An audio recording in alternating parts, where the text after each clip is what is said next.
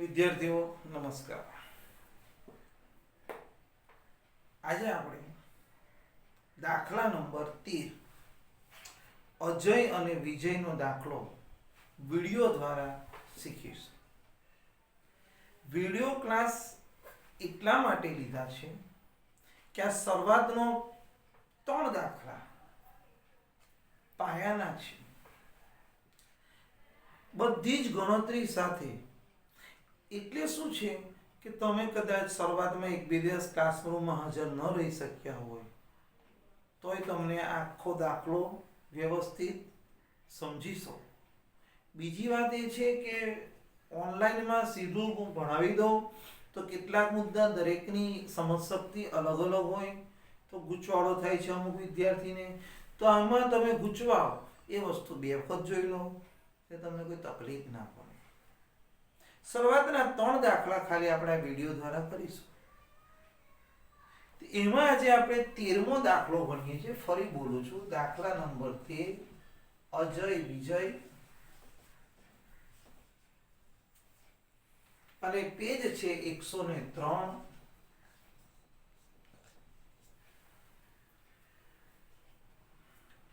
ચેપ્ટરનું નામ તો આપણને બધાને ખબર છે, ભાગીદારી પેઢીનું વિસર્જન। તો વિદ્યાર્થીઓ, વિસર્જન એટલે શું? કે મેં આખો ધંધો બંધ કરી દીધો। અજય અને વિજય નામની પેઢીએ પોતાનો સમગ્ર ધંધો બંધ કર્યો। અજય અને વિજય નામની પેઢી પોતાનો ધંધો બંધ કરીને સંજય લિમિટેડમાં રૂપાંતર કરે છે। એટલે એવું સમજો કે અજય અને વિજયની ભાગીદારી પેઢી સંજય લિમિટેડ ખરીદે છે। આ એક વાત થઈ। બીજી વાત, આખા દાખલા સુધી યાદ રાખજો વિદ્યાર્થીઓ કે આપણે એ પેઢીના ભાગીદાર છીએ। એક ભાગીદારી પેઢીના ભાગીદાર તરીકે આપણે વર્તન અને વિચારવાનું છે। તો હું શરૂ કરું। દાખલો કેવી રીતના થાય?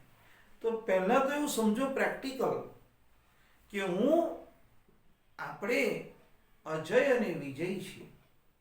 આપણે આખી આ પેઢી વેચવા કાઢી છોકરાઓ। તો પહેલા હું ગણીશ, પહેલા યાદી બનાવીશ કે મારી પાસે કઈ કઈ મિલકતો છે। હું યાદી બનાવીશ તો જો અહીંયા મેં યાદી બનાવી છોકરાઓ કે મારી પાસે કઈ કઈ મિલકતો છે। જમીન મકાન,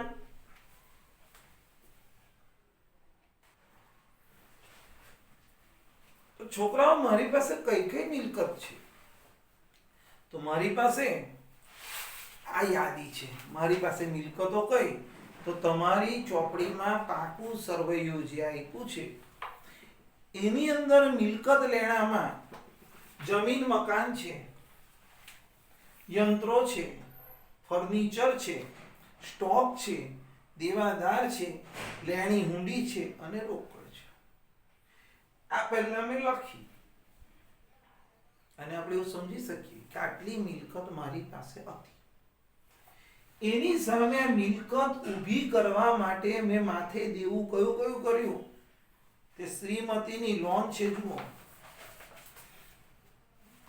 ઘણાના પાયા કાચા પણ હોઈ શકે, તો યાદ રાખો પહેલું મૂડી છે એ દેવું નથી, સામાન્ય અનામત એ અનામત છે, દેવું નથી। વિજયની લોન દેવું, લેણદાર દેવું, દેવી ઊંડી દેવું। તો આટલી મિલકત છે ને આ દેવા છે। એટલે પહેલું કામ શું કર્યું? ગણતરીની અંદર બધી મિલકતોના ખાલી નામ જ લખ્યા, દેવાના ખાલી નામ જ લખ્યા।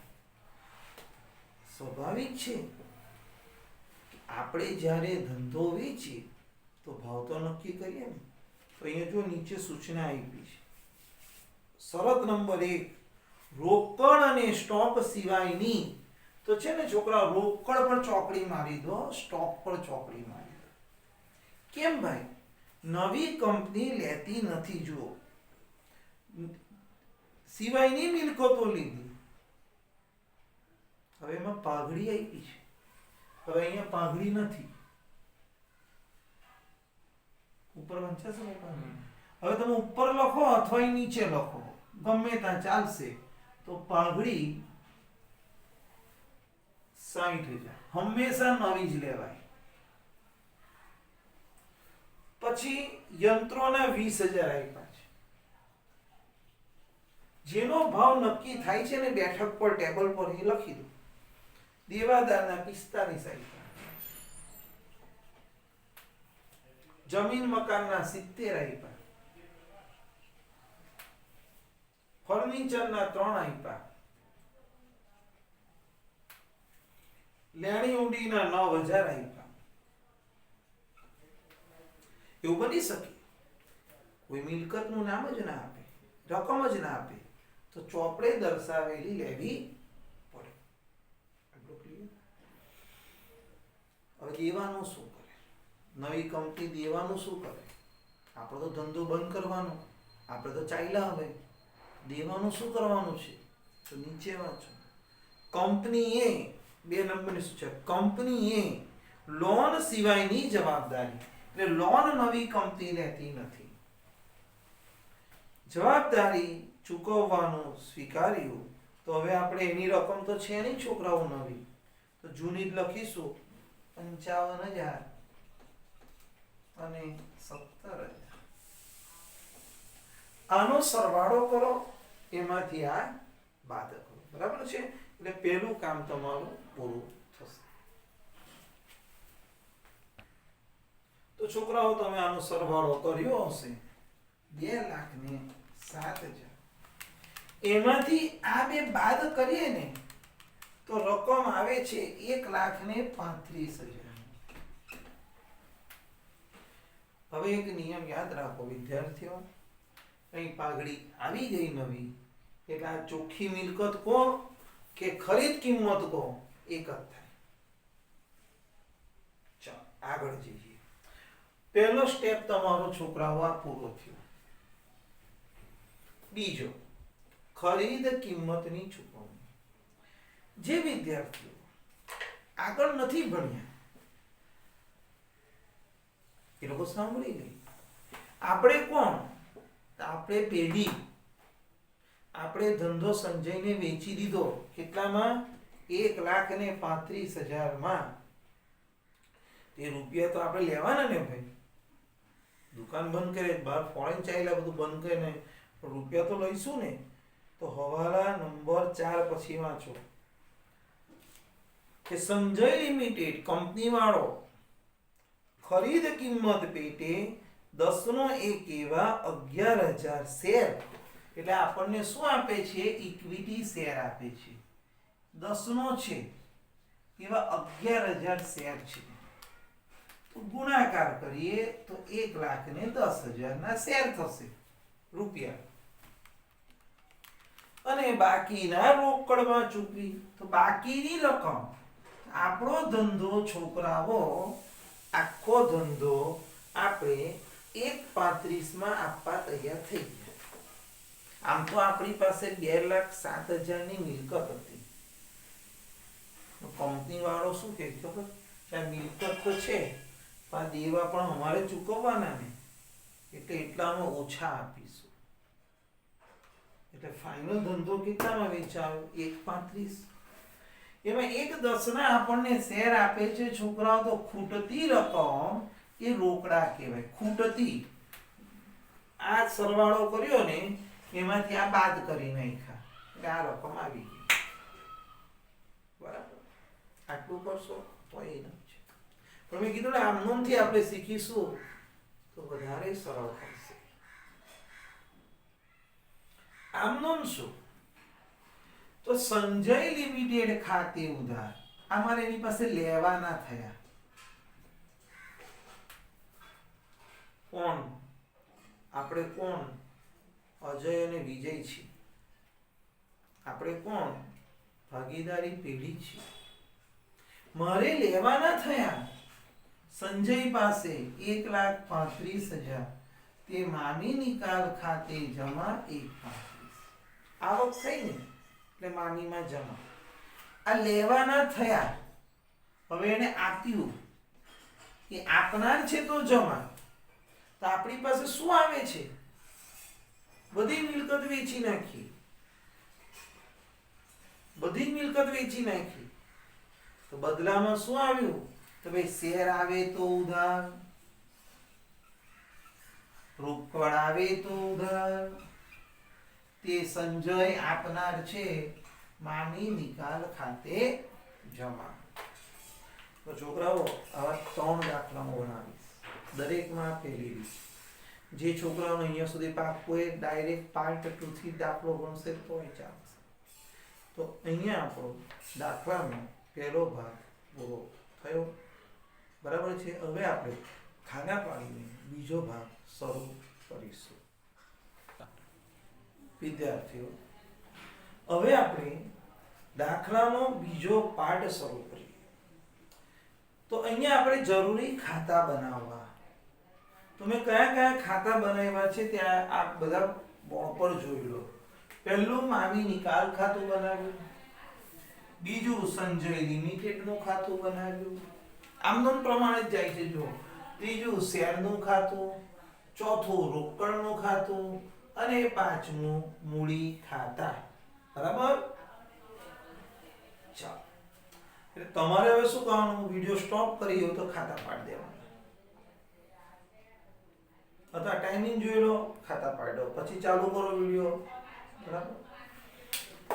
હવે વિદ્યાર્થીઓ, આપણે દાખલો શરૂ કરીએ. પહેલો મુદ્દો કે આની અંદર તમારે કશું જ કામ નથી કરવાનું. પહેલા તો આ જે તમારું પાકું સરવૈયું છે ને રકમ, એ રકમને અહીંયા બેહાડી દેવાની, ગોઠવી દેવાની. બેજા ભાઈ બધાને બોલાવી લો એકવાર કે ભાઈ આપણે ધંધો બંધ કરીએ છીએ, દુકાન બંધ, બધે એક જગ્યાએ બેસી જાઓ.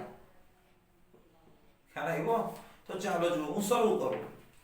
તો પહેલા હું મૂડી દેવાથી શરૂ કર્યું હોય તો મૂડી દેવાની મિલકત લેના. તો અહીંયા છોકરાઓ આપણે મિલકત લેનાથી કરે તમને મોટી રકમ પહેલા પતી જાય. તો જો અહીંયા છે ને માની નિકાલ ખાતામાં ઉધાર બાજુ આ રીતે લખવાનું, પરચુરણ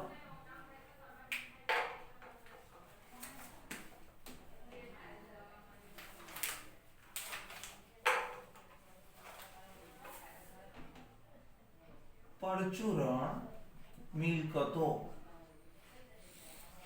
આ બાજુ લખી દેવાનું પરચુરણ દેવા જોગવાઈ. બોલો, પહેલું કામ મિલકતો, બીજું દેવા. જો મિલકતો લખું છું, જમીન, યંત્રો, ફર્નિચર, સ્ટોક, દેવાદાર, લેણી. હવે કેમ રોકડ ન લખી છોકરાઓ? તો રોકડ નું આપણે ખાતું બનાવ્યું છે, એ નવી કંપની રોકડ લેતી નથી, એટલે અહીં રોકડ માટે અહીં લખી દેવાનું બાકી આગળ લાવ્યા. શું લખાય? બાકી આગળ લાવ્યા 3000. હવે આની રકમ લખવાની. તો અહીંયા રકમ કઈ લખવાની? જૂની જ લખવાની. મેં શું કીધું? પાકું સરવૈયું ગોઠવવાનું છે, હવાલા વાંચવાના નહીં.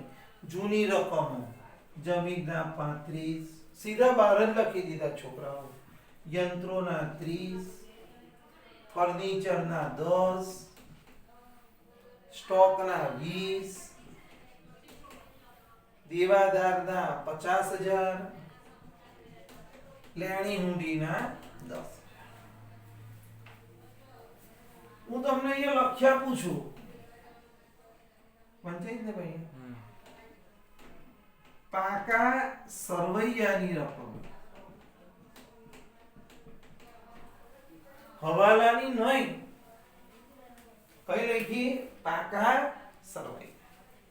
હવે છોકરાઓ મૂડી દેવા બાજુ જઈએ તો પહેલા મૂડી આપી છે અને પાસ થયેલા દરેક વિદ્યાર્થીને એટલી ખબર છે કે મૂડી મૂડી ખાતામાં લખાય, બાકી આગળ લાવ્યા. લખતા હતા ને 12મા ધોરણમાં? બોલો વિદ્યાર્થીઓ. તો અહીંયા લખીશું 30,000 અને 16,000. પછી વિદ્યાર્થીઓ આમાં તમને સામાન્ય અનામત આપ્યું છે.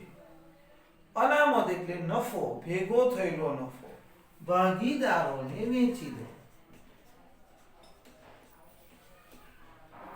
3/2 માં વેચીએ એટલે 6,000 અને 4,000. હવે વિજયની લોન, લેણદારો, દેવી મૂડી. દેવું કહેવાય તો શ્રીમતીની લોન, તમે લખજો આખું વિજયની લોન એવું. તો શ્રીમતી વિજયની લોન 30,000, લેણદાર 55,000 અને દેવી મૂડી 17. બરાબર? તો છોકરો એક વાત અહીંયા દાખલાનો પાર્ટ 2 ની અંદર પહેલું કામ શું કર્યું? તો તમારી રકમમાં જે મિલકતો અને દેવા છે, રકમ છે ને, એને મેં ગોઠવી દીધી. ખાલી ગોઠવી દીધી. કઈ રીતે ગોઠવી? તો અહીં બધી મિલકત લખી, અહીં દેવા લખ્યા. મિલકત અને દેવા કઈ કિંમતે લખવાના? કે ભાઈ જૂની કિંમત, પાકા સરવૈયાની કિંમત, પાકા સરવૈયાની. મૂડી મૂડી ખાતામાં અનામત વેચી દીધા. આ રીતે આખું આપણે સરવૈયું ગોઠવી દીધું. તો તમને જેને ન યાદ રહી કરો, તો યાદ રહી જ જશે 110%. છતાં લખવું હોય તો લખી દો. જરૂરી ખાતા બનાવવા. બીજો સ્ટેપ, પાકું સરવૈયું ગોઠવી દેવું. બરાબર? બસ. હવે છોકરાઓ આપણે આખો ધંધો, અને બીજી એક વાત, રોકડની વાત યાદ રાખજો કે રોકડ નવી કંપની લઈ જતી નથી. એટલે રોકડનું ખાતું ચાલુ રહેશે, અને ચાલુ રહેશે માટે અહીંયા લખ્યું બાકી આગળ લાવ્યા. બરાબર? બાકી ભલે અહીંયા સ્ટોક પણ નવી કંપની નથી લઈ જતી, વિજયની લોન પણ નવી કંપની નથી લઈ જતી, છતાં આપણે રોકડ સિવાયના બધા જ ખાતા બંધ કરવા. અમે જ્યારે ભણાવતા હોય છે સામસામે, ત્યારે ઘણા છોકરા પ્રશ્ન પૂછે, ફરીથી પ્રશ્ન પૂછે, સાહેબ પાઘડી, તો મેં શું કીધું? આ તો તમે પાકું સરવૈયું ગોઠવ્યું, જૂનું મકાન, બસ. નવું કશું જ લખાય નહીં, કોઈ હવાલો વાંચવાનો નહીં. હવે આપણે ખતવણી પેલી જે કરી પહેલી 11 મિનિટની અંદર, એમાં પહેલી આમ નોંધ હતી, સંજય પાસે લેવાના થયા આ મિલકતો, આ દેવા, બધું આપણે 1,35,000 માં વેચી દીધું. તો મારે 1,35,000 સંજય પાસે લેવાના થયા. થઈ ગયું? આમ નોંધથી કરીએ તો પણ આવે, લેવાના થયા એટલે ઉધાર. સંજય પાસે લેવાના થયા, મામી નિકાલ ખાતે જમા. તો એ મામીમાં જમા લખો, કારણ કે અહીં ઉપજ આવે છોકરાઓ. અહીં શું આવે? ઉપજ. ઉપજ જમા બાજુ. સંજય લિમિટેડ ખાતે. તો આ તમારી પહેલી આમ નોંધની ખતવણી પૂરી થઈ. વિડિયો જુઓ છો, આટલી શાંતિ છે કે તમે આગળનું પાછું ચેક કરી શકો. જુઓ આમ નોંધ, સંજય ઉધાર, મામી જમા. અને પ્રેક્ટિકલ સમજી કે મારે સંજય પાસે લેવાના થયા, આવક થઈ. હવે લેવાના થયા તો લયા વગર ભાગી ગયો ના, મેં લીધા.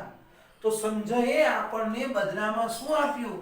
તો યાદ હોવું જોઈએ આપણને, ઇક્વિટી શેર આપ્યા અને રોકડા આપ્યા.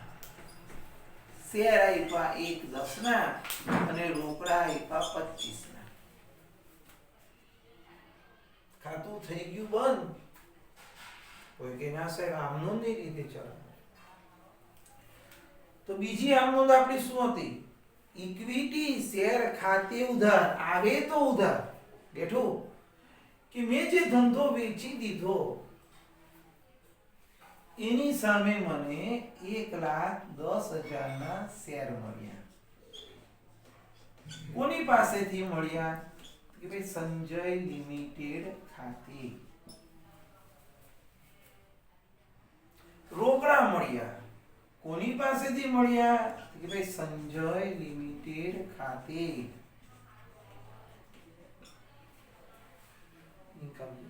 અને સંજય આપનાર થયો તો સંજયનું ખાતું શું કર્યું? જમા. ક્લિયર?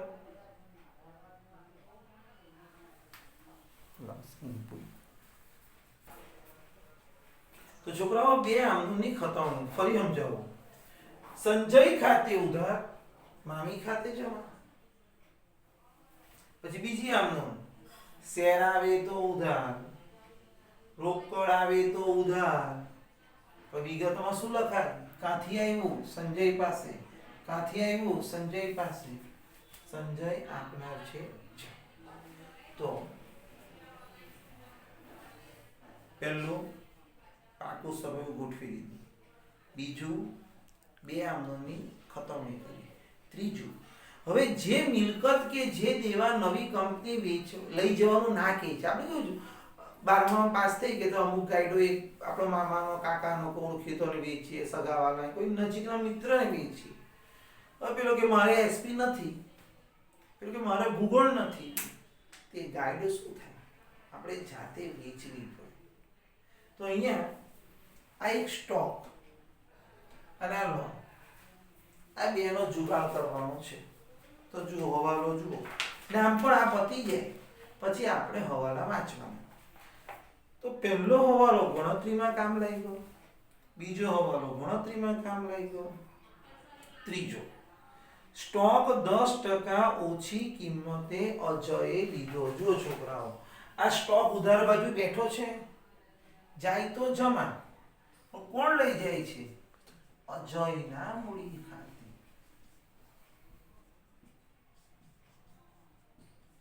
સ્ટોક 20,000 ના 10% ઓછી કિંમતે. તમે દેશી ગણિત પણ કરી શકો. 20,000 લખો, એમાંથી 10% માઇનસ કરો એટલે 2,000. અજય લઈ ગયો. યાદ આવે 12મા ધોરણમાં આમ નોંધ હતી કે પહેલા મિલકતના ખાતા બંધ કરવાના. મામી ઉધાર, તે સ્ટોક જમા. હવે સ્ટોક અજય લઈ ગયો તો અજય લેનાર છે, અજય ઉધાર, તે મામી જમા. અહીંયા શું લખ્યું? અજય. હવે અજયના ખાતામાં જવું પડે કે તો કઈ બાજુ? અહીં જમા રકમ લખી તો અજયના ખાતામાં ઉધાર બાજુ લખો.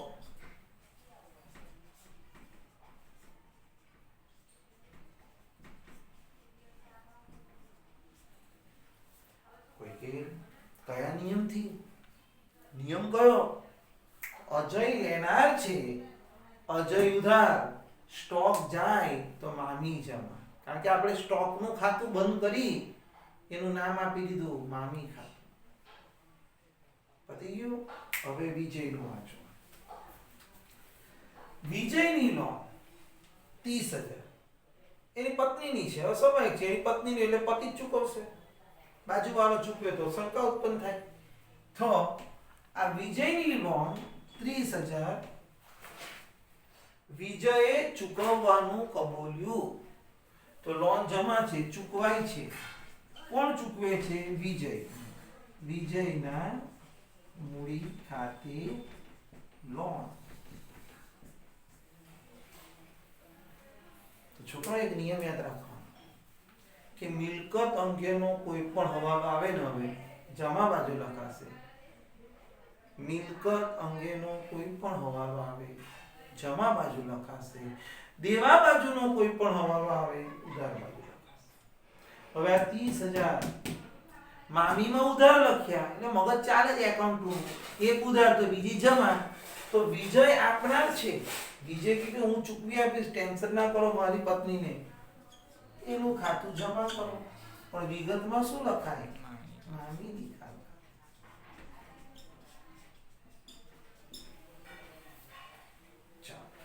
એટલે તમારો છોકરાઓ ચોથો હવાલો પણ પૂરો થયો. પાંચમો હવાલો રોકડમાં ચૂકવી ખરીદ કિંમતમાં આવી ગયું. પણ નીચે અંડરલાઈન કરો. ભાગીદારોએ કંપનીના શેર નમૂના પ્રમાણમાં વેચી લીધા.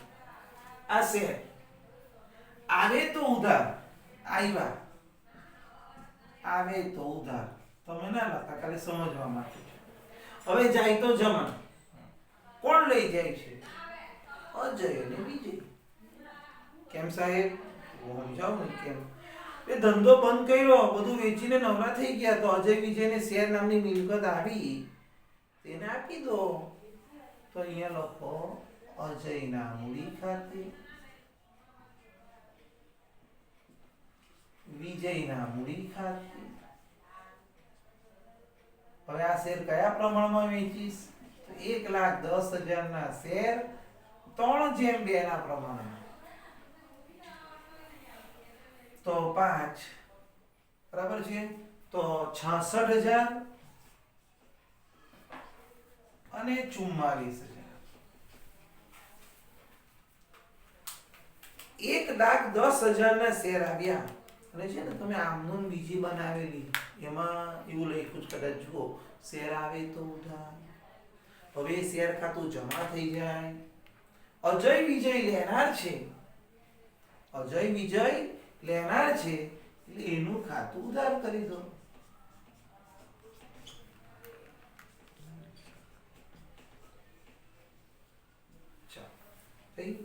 છોકરાઓ દાખલો પૂરો થઈ ગયો. 2 મિનિટ ચાલો. હવે સમજવાનું પૂરું થઈ ગયું બધું જ. ફરીથી શેર જાય તો જમા, ભાગીદાર લેનાર છે ઉધાર. હવે આપણે 11-12 માં જેમ કરતા હતા, ખાતું બંધ કરીએ. તો જુઓ, તમને વ્યવસ્થિત વંચાયેલો આ ભૂસી નાખું છું. આ ખાતું બંધ થઈ ગયું છે.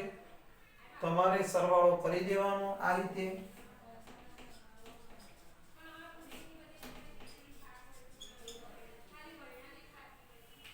હવે છોકરાઓ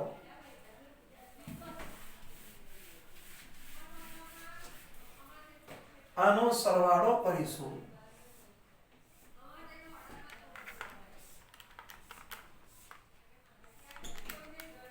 તો કેટલો આવે છે ભાઈ?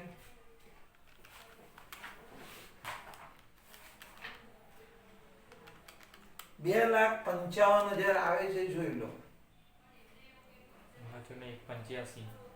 આ બાજુનો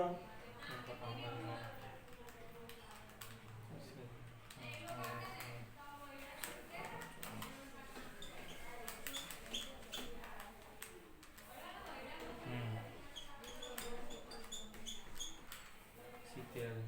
તો છોકરાઓ પ્રવેશ કર્યું, નિવૃત્તિ કર્યું, શેર વાર્ષિક હિસાબ કર્યા છે. તો આ સરવાળો વધારે છે, આ ઓછો છે. આ 70,000 નફો. તો નફો કોને આપવાનો? અજય અને વિજય. 3/2. 5 14 42 અને 14 28. બરાબર. ફરીથી જમાનો સરવાળો કર્યો, ઉધારનો માઈનસ કર્યું. સોરી, જમાનો સરવાળો ઉધાર માઈનસ 70,000 નફો આવ્યો. 2 ભાગીદારોને વેચી દીધો. હવે અહીંયા ઉધાર, તો નફો મૂડી ખાતામાં કઈ બાજુ? એ જમા બાજુ. મામી નિકાલ ખાતે નફો 42,000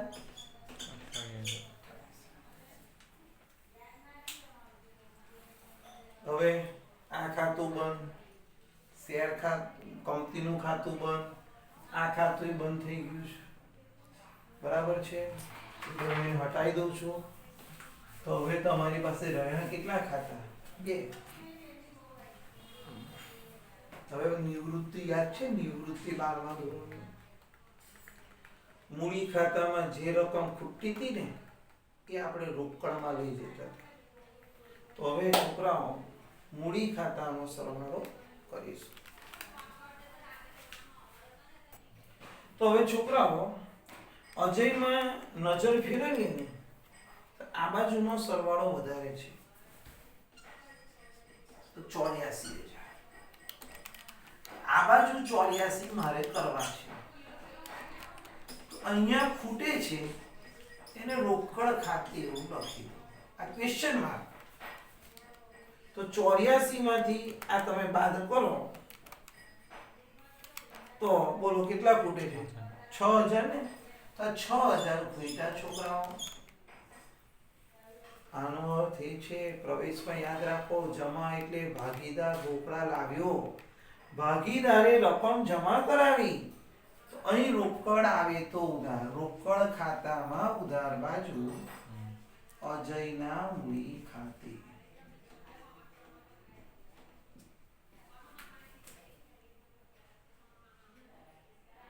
અજયના મૂડી ખાતે. હવે વિજયમાં જુઓ આ બાજુનો વધી જાય છે. કેટલો થાય છે? 78,000. ફાઇનલ 16,23,50 78. આ બાજુ કેટલા ખૂટ્યા? 34.